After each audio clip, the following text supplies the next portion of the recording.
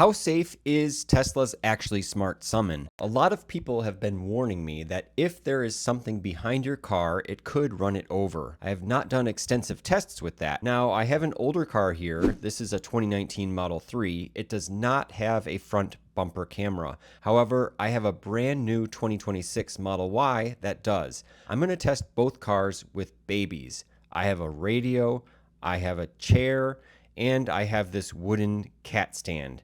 I'm not sure how the cars are going to react to every situation, but regardless of which object is behind the car or in front of the car, you could generate quite a bit of damage. So let's find out here together how well each car responds.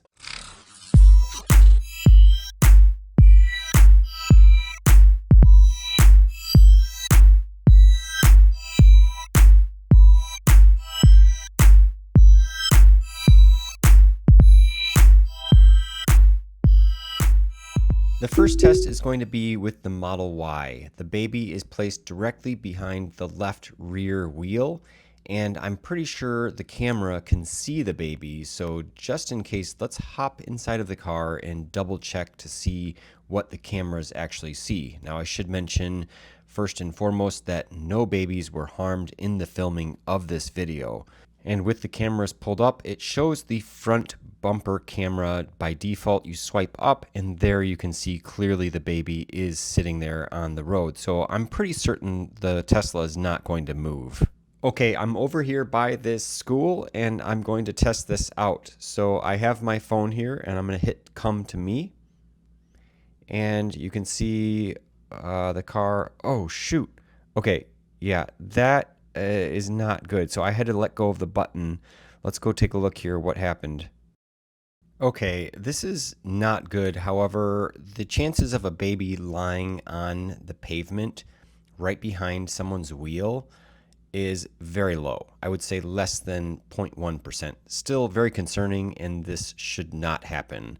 Let's try another object. We're going to swap the baby out for this radio and see if it stops for this. So you can see it clearly displayed in the rear camera, and there's also an object occlusion being shown on the screen. If you're far enough away and you're trying to summon your car, it's possible that you could not see the radio at all, like from this angle here. So this is a valid test after all. I'm going to give myself visibility here as I pull up the app, and you can see the come to me button. I'm going to go ahead and press that. And the lights go on and it says release to stop. There the camera just gets displayed and it shows the radio very clearly, but the car is not moving. So I continue to hold down the button just to make sure, and it's just not moving at all. So at some point here I do release the button and I decide, okay, let's try it again. I push it again, and here you can see the lights are on, the mirrors are folded in, and it is not moving at all. So at this point, I decided let's move the radio to put it more in the same position as that baby. There again, being clearly displayed in the rear camera. And I go and hit the summon button, and lo and behold, it is not moving. So dark objects with high contrast against pavement, it won't run them over. That's a good thing. I overlay the radio with the baby just to show that they were almost in the exact same spot. So really no excuse for, trying to plow over that baby. I still don't understand that. I put the cat here and it's fairly close. You can see it shows up in the camera, but it's very small there, just on the edge. And I go ahead and activate actually Smart Summon. It goes in reverse and acts as if it's not even there. So it's obvious it had a hard time seeing that and basically treated it as nothing. So I move it back a little bit further just to see if this made any sort of difference. And when I go to activate it, you could see it was clearly displayed in the rear camera. And when I activate it, it moves back slightly and then stops. You can see it says release to stop. It's still not giving me any message. I move on to the chair, put it very close. You can see it there very clearly in the rear camera. This is an obstacle I thought for sure the car would stop for, but watch what happens. It almost plows it right over. If I did not stop, manually lift up my finger, it would have crushed that chair. So I move it back, try it again, and here you can see it just says release to stop. It's basically not moving at all. So the further away the object is, the safer it is for the operation. Makes sense, but still, when it's that close and it can still see it, no excuse. Here you can see the baby is positioned in a very similar location with the Model 3 using hardware 3, and I'm implementing the same test here. It shows up in the rear camera. Let's see what happens when I activate Smart Summon. Okay, holding it down, preparing. Okay, reverse. Stopping to mitigate potential collision. Oh wow, okay, so it does see the baby. That's great, it sees the baby there. Okay, so let's let go. And we'll try it again. Here we go, pressing it now. Okay, reverse lights are on. Stopping to mitigate potential collision. Let's let go again. I'm just gonna try it again for safety measures here. Preparing, stopping to mitigate collision. Wow. Okay, you can see the baby there being displayed. I'm gonna move the baby forward just a little bit, just to give it the benefit of the doubt. So I'll move the baby forward just a little bit there, just like that. Okay, it should still show up, but it's gonna be right on the fringe here. Preparing, you can see it there. Oh yeah, okay, I stopped it just in time. It almost hit the hand, so yeah, we didn't actually hit the baby at all, which is good, but man, that has to be a manual intervention for sure. Okay, and now for the radio, we're gonna leave it right about there. I think that's equal compared to our other test, right in the middle, clearly being displayed. We'll hit the come to me button, and it's moving back. Okay, and it did get displayed in the camera, so still the same thing, it would hit that radio. So really strange, it protects a baby on Model 3, but it runs over radios. The only difference is the sun and the orientation of the cars. And we're gonna put the cat a little bit far back like that, clearly visible right there. Connecting, and we'll hit come to me. Preparing, you can see it very clearly. There it goes. Yeah, it would have ran right over it, so not sure why it will go when it sees a small object like that.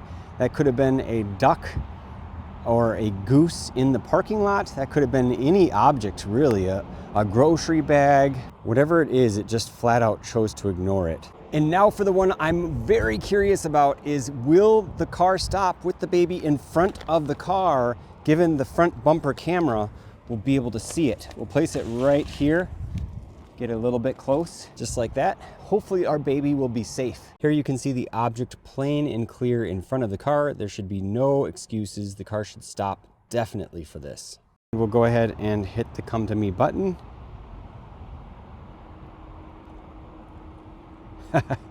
Okay, it went in reverse first. It says release to stop. It's trying to go backwards. Summon complete. Definitely not complete. We'll try it again here. It's not wanting to go forward, and that's a very good thing. Okay, it's going in reverse here again. So that's at least good and reassuring that it's not going to go forward. However, I would not bet my baby on that. I'm going to inch forward here and just get really close to the baby.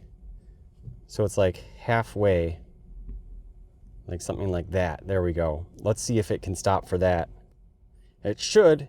A human, when they go forward, let's say I put it into park, and let's say I go to drive, I'm not going to see it.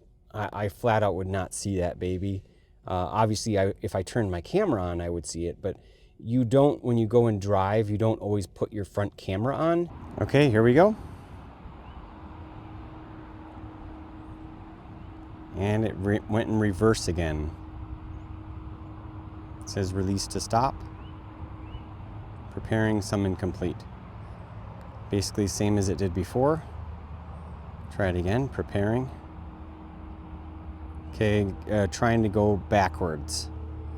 So that's a good thing. Now let's try the baby in front of the Model 3. Okay, so in this scenario, it is maybe about the same distance. I think I put the baby a little bit closer to the Model Y. Let's just see if the front camera up here can see the baby. We're gonna find out. The wide view and also the main view, they don't show at all. Let's try the narrow here. No, none of these are showing the baby, so it's definitely not going to stop. I just know it, but let's try it anyway. The connectivity here is a little bit off. There we go. It's just going to go straight over the baby. So yeah, not safe. So that's one big advantage of the front bumper camera. From here, I could test all of the other objects in front of the cars, the chair, the cat, the radio, but there's really no point. The point is that Hardware 3 or the older cars is not very safe, but Hardware 4 also cannot be trusted. So the moral of the story here is to 100% make sure that there are no objects in front of your car or in back of your car before you start using actually Smart Summon. The situations where you're going to have an object that is lying in front of your car or in back of your car, even when the cameras can see them, as we found out, are going to be close to none. But that's not good enough for some people. And for those people, it's not worth the risk. Is it worth the risk for you to use actually Smart Summon on a regular basis? So before I part ways here, we're just gonna do a real quick test to see how much improved the speed is with AI4. They've increased the speed of the Summon up to 8 miles an hour in parking lots. So with Hardware 3, it actually goes down the wrong direction. This is a one-way going the other way. The speed was 6 miles per hour, and it got here in 1 minute, 17 seconds.